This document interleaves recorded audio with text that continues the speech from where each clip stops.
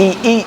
What's up, YouTube? This your boy AK. I'm back here with another educational eat. Last time it was a gym educational eat. This time it's about nutrition. So on Instagram I did a poll. I asked people what's some stuff that they needed to know information on when it comes to nutrition. Most people said they needed to know how to read a nutrition label, macronutrient profile, and how to shop in the grocery store when it comes to meal prep. So today, that's what we're gonna cover. So before we cover how to prep, how much you need, and how to read labels, the first thing we're gonna go over is what you eat in itself. So macros, what is macronutrients? It's the three main things that we need to consume as humans for the body, which is protein, fat, and carbs. With carbs being the most important, and then protein, and then fats. So carbs, there's a myth about carbs when people trying to lose or either gain weight. What type of carbs do you need to eat? How much of carbs do I need to have? There are good and bad carbs. So don't believe the myth that you don't need carbs because you need them. Protein. Protein is the building block of the body. We get protein through meats, beans, plants, all type of forms. Protein is also important. That's your second macro. Then you have fats. The reason why you need fats is because fats absorb the micros that you need. And the micros, we get our micros through supplements, vitamins, and minerals. So fats is a heat insulator for the body, so it helps regulate those type of things. So that's why fats is important. So don't skip out on the fats. That's another myth. So moving on. Next is grocery store navigation. How do you navigate through a grocery store when you're trying to figure out the do's and don'ts and what nots? So when you're going in the grocery store, one of the main things that you need to stay away from and have in moderation is canned goods. The reason why you need to stay away from canned goods is because canned goods contain a lot of sodium. And too much sodium is bad for the body. And sodium also retains a lot of water, which in turn, you have a lot of water weight. If you get your vegetables and your produce, try to make sure that you get those fresh as much as possible. And another great alternative is frozen. But try to stay away from canned goods. But if you're on a budget and that's the only way that you can get your produce or your vegetables, canned goods is a way, but eat that in moderation. Now let's talk about carbs. Carbs is the most important thing that we consume because that's what our body uses as energy. So when you eat carbs, your body take that food and it break it down and use it as energy for energy that we use every single day. That's the primary food that the body goes to use for energy. Then it goes to protein. And then the protein that it can't use, it just gets stored in the body. And then lastly, it will be fats. But carbs is broken down into two different types. You got simple and complex. Simple and complex carbs are based off the type of carbs that you eat. I often go by the saying, if it's white, it's not right. Don't mean you can't have it, but you need to have it in moderation. What I mean by that is grits, white breads, anything that's real heavy in starches, your body don't break it down and burn right away. So you need things that's whole grain, things that are light, things that are not processed, like quinoa, oatmeal, brown rice, multi-grain breads. So stuff like that, that's how you navigate when you're in the grocery store. So when you're in the grocery store, make sure that you're looking at those labels. And make sure those labels say whole food, multi-grain. Those are the type of carbs that you want to consume. You can also consume carbs like sweet potatoes. But again, those type of carbs are high in starches, so you want to consume those in moderation. You can also get your carbs from beans and lentils. That's another option. So when you're in the grocery store, you're thinking that you just need to grab bread, or when you're thinking about breakfast and you think you want to have grits, and you got to grab grits instead of grits, you can grab a different alternative. Don't mean that you can't have it, but when you're trying to set a goal to get your body to a certain point, or you're trying to achieve a certain prep, you want to make sure you stand within the means and eating in moderation until you get your body to that. Now let's go when you're shopping for fats. When you're in the grocery store and you're looking for fats. Fats are all around us and we don't even know it. Most people think, oh, I don't need fats, or it's bad. Everybody have that myth of fats. Butters, nuts, grains, oils. Those are all fats. And in some form, they're all good fats as well. So you have to think which fats that you're consuming. Are you going to McDonald's, going to Chick-fil-A? Are you consuming those type of fats from fast food, fries? Or you going to the grocery store and you buying peanut butter, or you buying nut butters, or you buying almond butters? Are you eating seafood that have omega in it? So those are the type of fats that you want to consume. So you can get your fats from seafood as well. So when you go into the grocery store, already have your list in your head or in your phone, like, hey, I know I'm going to the store, I'm trying to prep, I'm trying to cook. These are the top 3 items that I need: my carbs, my proteins, my fats. Now let me navigate in the grocery store to where the good fats located and where the bad fats located, where the good carbs located, where the bad carbs, so on and so forth. Same for protein. And always remember, when you talk about diet, it's a negative stigma around dieting and prepping because people think it's restrictive to foods that they can't have. When in reality, you can have it.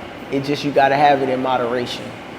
So if you see a bag of chips that you want, you can get that bag of chips. Just know you can't eat the whole bag. You gotta break it down into portion size.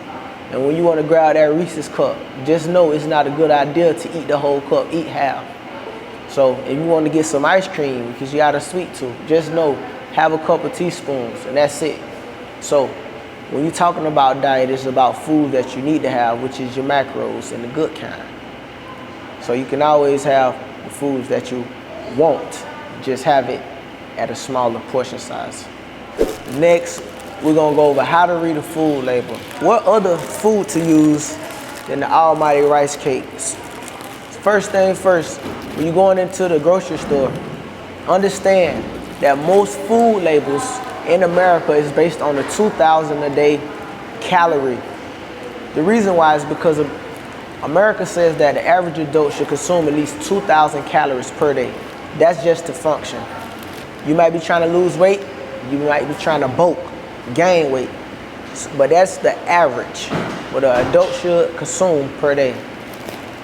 So the first thing you'll look at is how many servings is in the container, because consuming the whole package, you're over consuming your serving size depending on how many calories a day you're trying to consume. And also, make sure you pay attention to how many calories is per serving.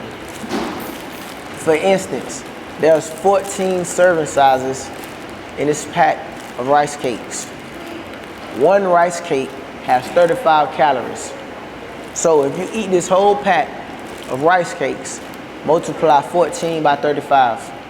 And that's how much that's how many calories you have consumed. Along with multiplying 14 by 35, when you look at the information on the back, which starts off with your macros, then it goes down to your micros, which is your vitamins and your minerals. So when you're looking at your daily percentage value, so when you look at the back of a nutritional label or nutrition facts and you see those percentages are based off your daily percent value based off how many calories per day you're consuming. So if you're on a 2,000 average calorie per day diet and you consume, let's say 50% of your daily intake in one rice cake, if you eat 2 rice cakes, you have consumed your daily value of sodium just off of 2 rice cakes. So put that into perspective to be more aware of. When you're eating food and you don't look at the nutritional label, you're over-consuming sodium, you're over-consuming sugars, you're over-consuming fats, carbs. It's always a good idea to look at the back and look at the nutritional facts. That'll help you eat food in moderation and be more aware of and watching what you eat. So when you in prep or you're trying to lose weight, and you don't know if you're eating good carbs or bad carbs, or you don't know if you're eating too much sugar, too much sodium, the quickest guide that you can use is nutritional facts, looking on the back.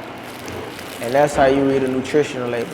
All right, next we're gonna go over how to determine your macronutrient profile. Now this topic is kind of hard to judge because it depends on your body type, what your goals are, what you're trying to do. Whether you're trying to lose weight, you're trying to gain weight. But scientifically proven, and the US average is 45 to 65% for carbs. So 10% to 35% for protein, 20, 35% for fats. That's your macronutrient profile. That's the baseline. Like I said, it depends on you as a person, what you're trying to consume. Using a nutritional label, using meal prep apps, those type of things can help you track and monitor how many macros that you consume a day, how many macros that you consume in each meal. So take your body type, take your weight in consideration. Come out with your goal. What are you trying to do? You trying to gain weight? You trying to lose weight? Obviously, if you're trying to gain weight, you want your numbers to be higher, but not necessarily all those numbers. So that's how you determine your macronutrient profile. You always will have carbs as most of your food that you consume, because again, carbs is the primary source of energy for the body. So you always want to make sure you have an adequate amount of carbs in your diet a day so that your body can function properly. That goes for people that's not in the gym, people in the gym, people that just trying to become healthier. You always want to make sure that you got an adequate amount of carbs in your daily nutritional program, a nutrition plan, diet, whatever that you're using. So always remember, those are the baseline numbers, but those are not the numbers that'll work for you, for whatever you're trying to do. Now, one of the main questions that I get asked the most as a nutrition coach, how do I feel about the keto? Well, let me be the first to tell you that the keto isn't a diet you just use. Keto has gained a lot of popularity over the last few years. It has been a massive trend due to social media, advertisement, and promotion.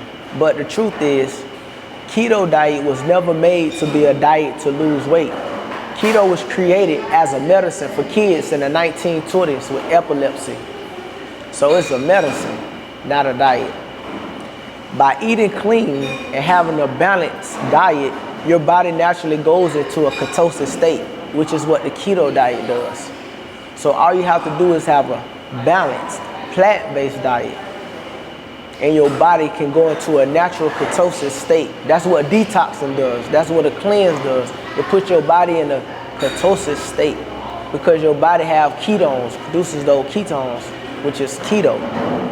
So over time, a keto diet can damage the inside of your body, your organs, doing it a prolonged period of time. Now, if you do a keto diet for a couple days, a couple weeks, that's fine. But more than likely, a lot of people that do keto diet, they lose a lot of weight fast, but they gain it back even faster when they stop doing it because they plateau. It's hard to maintain. You're depleting your body of certain nutrients that your organs need. So over time, your organs start to fail. Your body don't perform properly. You don't see that. You just see, oh, I'm losing all this weight and I'm losing it fast. You don't see what it's doing to your organs over a prolonged period of time. So keto is not a diet that you want to use. It's a cheat sheet. It's a way people want to lose weight the easy way. That's the easy way out. But in the end, it's hard on your body because it was created for kids with epilepsy. It was never created as a diet. So there's no real true diet that's going to help you get shredded. There's no real true diet that's going to help you gain weight because in the end, you need everything. You need fats, you need carbs, you need protein. You just need the clean kind of each one. And when you want to eat whatever you want to eat, you can. When you have that luxury, when you have gotten your body to the point that you want to have it and have it in moderation. You can't sit and have it all day and then ask why you can't lose weight. So just know keto was not created as a diet to lose weight. That's what everybody is on because it's the trend. But in our actuality, scientifically, it's not a diet for people to lose weight. It was created as a medicine for kids with epilepsy. So if you want to lose weight and you want to do it healthy, just get a clean and balanced diet and understand your macronutrient profile, understand the right macros that you need, and understand how to read a nutritional label. And that's all you need. Eat, eat.